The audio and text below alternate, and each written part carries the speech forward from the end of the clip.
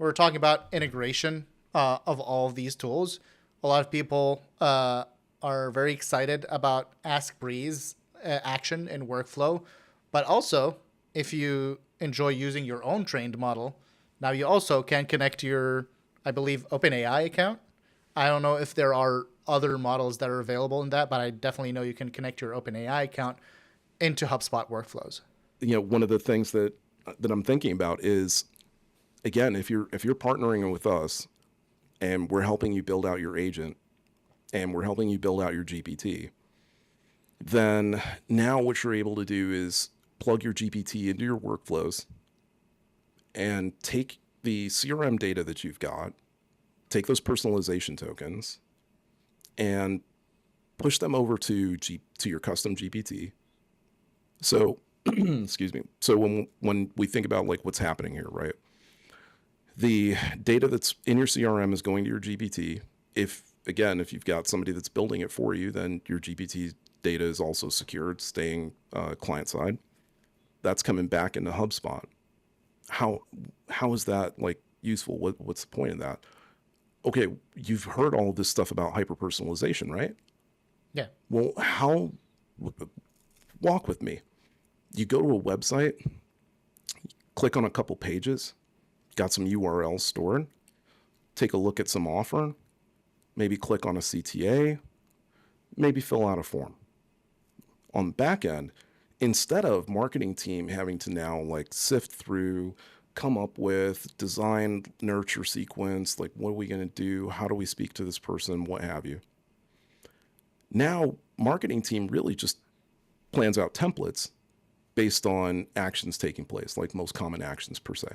Yeah. And from the template, what's happening is said person who's gone to the site now gets thrown into a workflow where that URL information and the form information and all the interests that they had gets fed. So we're not even talking about personalized information. We're not even talking about like name, nothing. We don't need any of that because the record is Behavior already in data. the workflow. Yep. Just the behavior data. So we're sending the behavior data over to GPT and it's going to our branded model. And our branded model is now designing the email response to them. Exactly. So you would normally have this generic, typed out, and then it's got a personalization token in there. Awesome, blah, blah, blah. It's the same evergreen message. And when your customer gets it, they know that it's an evergreen message. Thank you for filling out the form, blah, blah, blah. Right? That's done. That's over. Now you have this thing that's, again, hyper-personalized by your brand messaging, by your brand statements. It can pull data from your website. It can pull links and put it into the email that's going to be sending back to said person. That comes back into HubSpot through a workflow, right?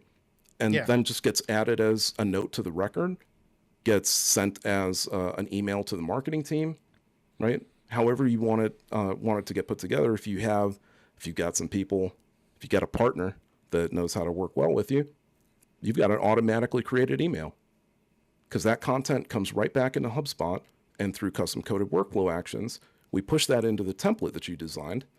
And now you've got this effortless email set up ready to go out. Yeah. Right? Honestly, the limits are your creativity and everything. Like I had this conversation a lot when UI extensions became available. Everybody's like, big whoop and moved on. But like UI extensions are really amazing, but the limit is the imagination. When we're talking about like pulling in your GPT into HubSpot or even with Ask Breeze, there are things that used to require manual work, such as if you've ever filled a form that has a open text, how did you hear about us? A couple of years ago on LinkedIn, every marketer was like, this is the best thing since sliced bread. Now we can have quote unquote real insights on how people are going through the funnel, which is great, but it created a lot of busy work to sift through human messages to be able to tag, because we love structured data. In the end, that open text field needs to become a dropdown. Well, now the human doesn't have to. With a carefully crafted prompt plugged into a workflow, now that open text field can automatically set the right drop-down value for you. Yep. Giving you can have your cake and eat it too, basically. Oh, yeah. Yeah.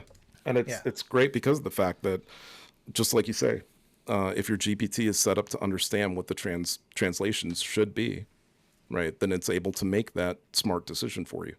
Yeah. And at the end of the day, it's able to add up all of that sentiment for you, right? So you can even have a GPT that, or you can have a workflow that's set up with a trigger to run weekly, monthly, quarterly, whatever, that can now gather customer sentiment.